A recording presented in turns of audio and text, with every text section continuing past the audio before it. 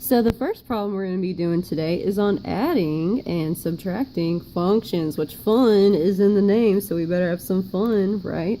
Alright, so our first example problem is finding the f plus g of x. So this notation sounds like f plus g of x, and all that means is you're simply going to add your two functions together. So f plus g of x equals f of x plus g of x. So all I'm going to do is simply substitute in each function where they belong in my expression. So my first expression says to find the f of x. So f of x is up here. So I'm going to insert f of x where it belongs. So we got our 2x squared plus 4x minus 6. And all I'm going to do is simply add g of x to f of x. So now I'm going to drop down g of x where it belongs in the problem, which is right here. That's a nice spot for it. So we got 2x minus 2, which is simply g of x.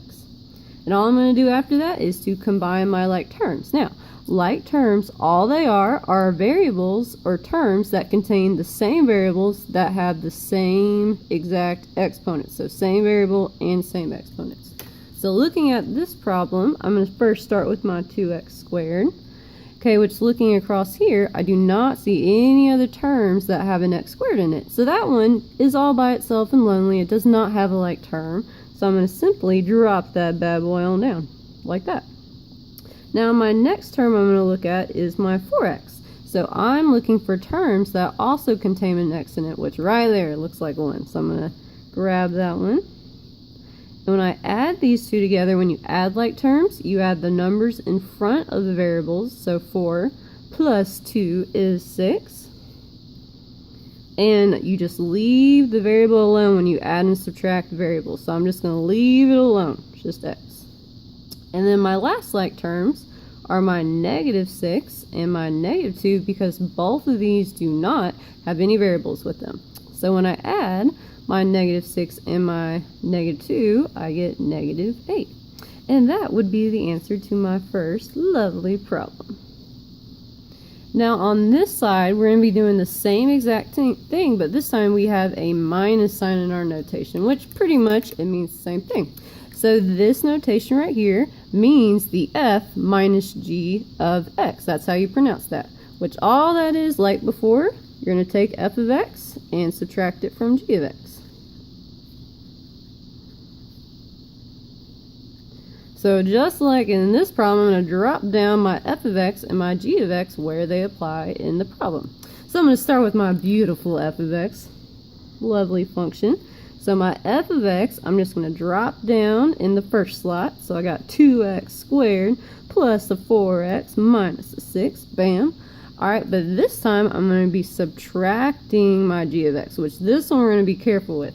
So whenever you subtract two polynomials, we're going to put the second function in a parenthesis. And I'll explain why in just a moment.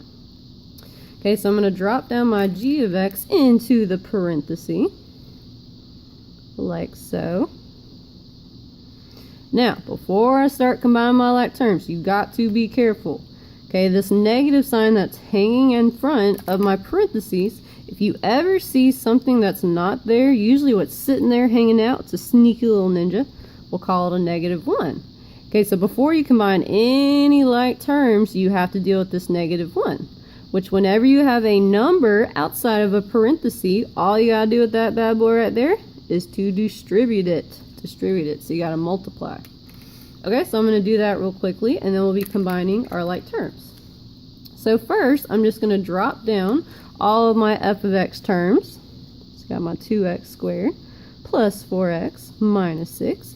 Now I'm going to be distributing the negative 1. So negative 1 times 2x will give me a negative 2x. And negative 1 times negative 2 will give me a positive 2. And from here, you just combine your like terms just like you did before. So looking at these terms, I'm going to start with my x squared term. I don't see any other x squareds up in this joint, so I'm just going to bring it on down. Okay, now I'm going to focus on my terms that only contain the x. Okay, which the only other term I see with an x is this x right here. And remember, when you combine things with variables, you only combine what's in front, so my 4 and my -2, which will give me a +2. And then remember, you just leave the variable alone. Don't touch it. Okay, so it's just going to be x. And then my last two like terms are my -6 and my +2, because each of these do not contain a variable. So my last term would be -4. And that would be our answer to this lovely problem. Bam, that problem is donezo.